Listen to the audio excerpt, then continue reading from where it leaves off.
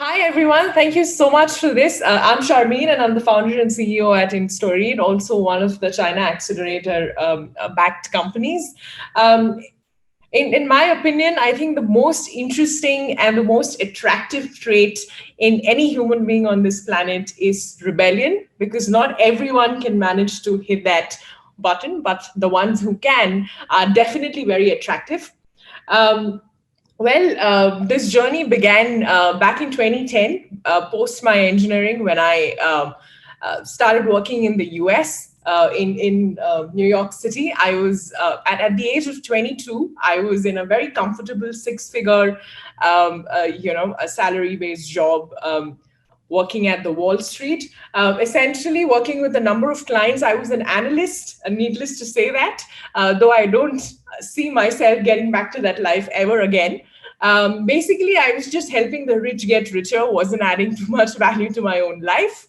Um, as exciting as it looks like on the screen right now, I was essentially the one on the plate. I was getting roasted, and after almost 5 years of being roasted, um, one day I finally decided to write a little love letter to my boss, and I took the plunge and I quit.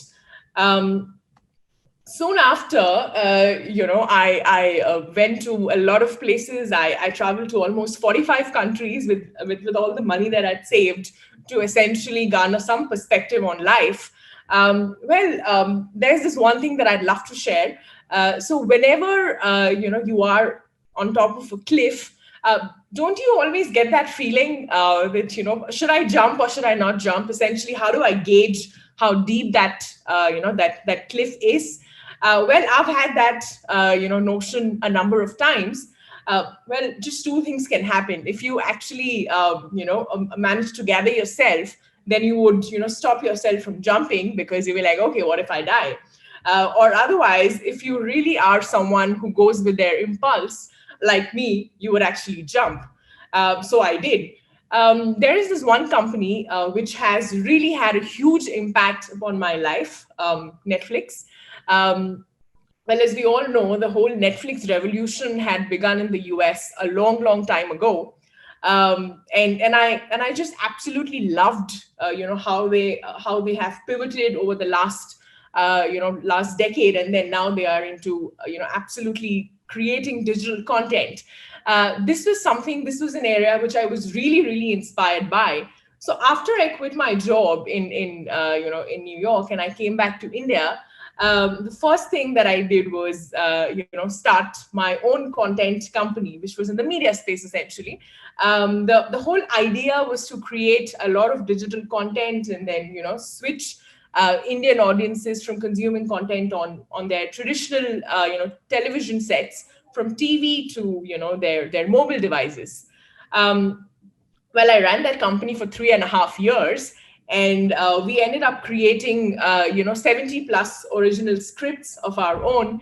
And we had created a lot of content on YouTube, on Vimeo. And eventually, I think one thing that we realized was that we were a little ahead of our time, because the whole geo internet revolution hadn't really happened in India until then. So as a result of which, mobile devices weren't really a thing, and consuming digital content was still at least 4 to 5 years away.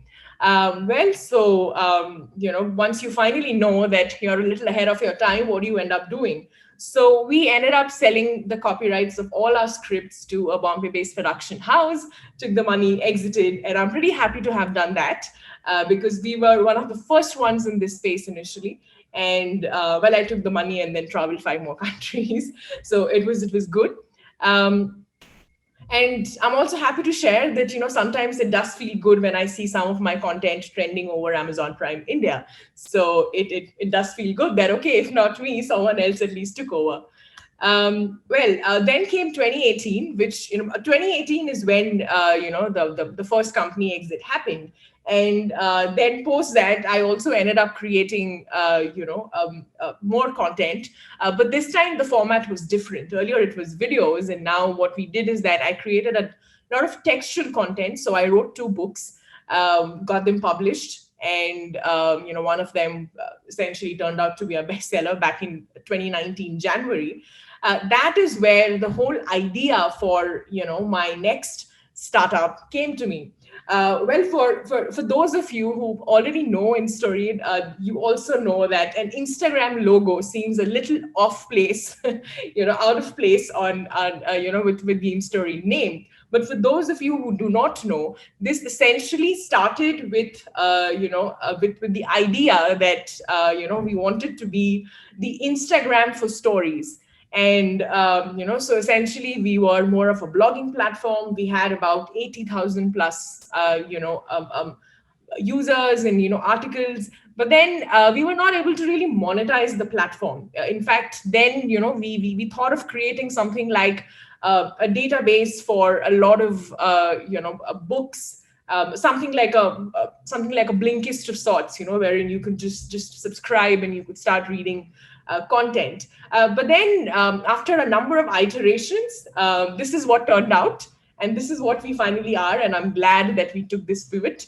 So right now, Instoried, at Instoried, what we do essentially is that, as we know that large companies out there are really, really bad at communicating. They have a tough time building human connections and communicating with empathy. So we thought that, why not help all of these guys, create content which is, data-driven, scalable, and the whole approach is very empathy-driven and, of course, powered by technology. So we help you create content using AI, and we help you, evaluate what is the tone and the emotion of your content, what is the empathy quotient of your content using AI, and also give you recommendations. But it wasn't all this hunky-dory when we started initially. Now, this is where, a bit of a reality check essentially comes into place.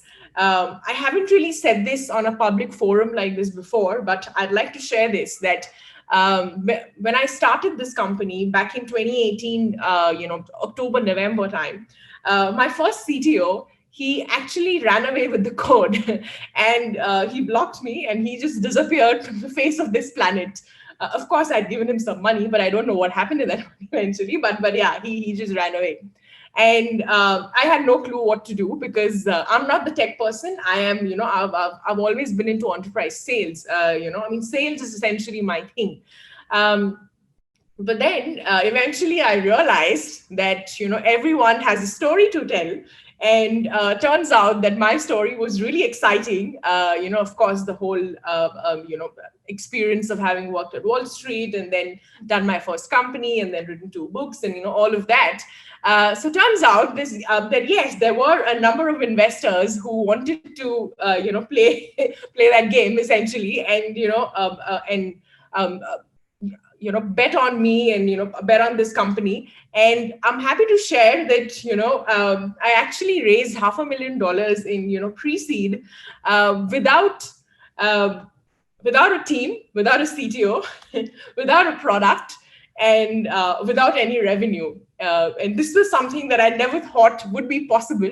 And until that day, I never really understood how important was it to have a very, very strong personal story, because at the end of the day, it's a gamble that any investor has to play when they are betting on a founder. Turned out that this, we eventually got that money. And then, of course, I'm really happy to share that today, as of today, I have the best CTO ever.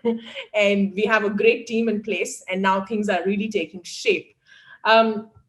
Also, just, before I conclude, I would love to share some of my learnings that I've had in the last 2 years, because of all the building blocks that fell, and then I went into an abysmal low, and then I came up from that. So I was suffering from a huge personal loss when I started this company, and I know, as a matter of fact, that this need not be mentioned, but the thing is that we founders are very lonely people. And turns out that we need to channelize that negative energy into the right direction, and it is absolutely possible. There are some of these learnings that I got very, very early on, and that is that the only thing that will actually prevail in your company is your team. You need to have the best team possible, the best leadership team at the grassroots level. people who can, essentially connect with you, who can connect with your vision, you as in, the founder, and someone who can essentially take, help you grow the company to a point where you want to take it to. So team is everything. You should never invest in anything else but your team, and you should have the best team in place. Um, Another second learning, needless to say, thanks to the pandemic, we actually started selling, during March, April last year, just when the pandemic began. And the biggest learning for me has been that no money is ever enough. So if you can, get some extra dough in your account, keep it. There is no harm in it, and I'm sure that, we all need to have savings when, because it's very unpredictable. We don't know when we might get the next pandemic. So get the money, use it, save it. Third learning for me was that, raising money is a full-time job, and this is the job of no one but the CEO. So you need to have the right team in place to take care of all the other things, because your job as the CEO essentially is, to get food on the table. So unless and until you're not doing that, I don't think the company can really grow. Unless, of course, if you have the right sales and you don't need money. But since we are in the deep tech SaaS space, for us, revenues did take time. So for us, raising money was really important. And if you are in a space similar, then yes, being a founder, this is definitely a full-time job, and you have to constantly keep raising money. You can't stop. It's a vicious circle, but yeah, that's how it is. Another very important thing for me has always been that my gut was always right. If you feel that this is not going to work, you need to pull the plug. Please do it, because nobody else but how to run your company. No one essentially can tell you better, as in how to run your company better. If you feel that this is something that is not going to work, this team is something that won't help you move forward, then yes, you have to let go.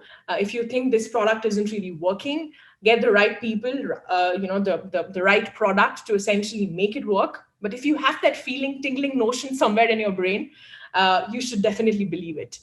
And last but not the least, a lot of founders have, approached me in the last 2 years, asking me about, hey, how do you raise money? As in, how do I know how much should I dilute? What should be the valuation of the company? I think my first and only, advice to them is, guys, beggars can't be choosers, right? I mean, no matter how terrible it sounds, but that's the truth. If you desperately need money to, grow, and if someone has, if someone is kind enough to actually invest in you, don't waste your time negotiating, because, it's not fair on your part. Just take that money, build your company to a level, and then, post that, of course, then you can, negotiate with investors in your larger rounds, of course. But initially, when you're raising money, do not go back and forth about, how many extra shares should I dilute. Just let it be your first company. It's not about you making money. It's about your investors making money. Let them trust you, grow, show that, yes, this is something that we can do, we can build. And then in the future rounds, I'm sure you'll get a lot of opportunity. So that's all that I wanted to share. That I took the plunge, I jumped, and that was my little story of Chutzpah. If anyone would like to reach out to me, I'm always reachable on LinkedIn, and I'm mostly always online. And my email ID is there on your screen, Sharmin@Instoried.com. Please don't hesitate to reach out. Take the plunge, but yes, be kind to yourselves. Thank you. Cheers.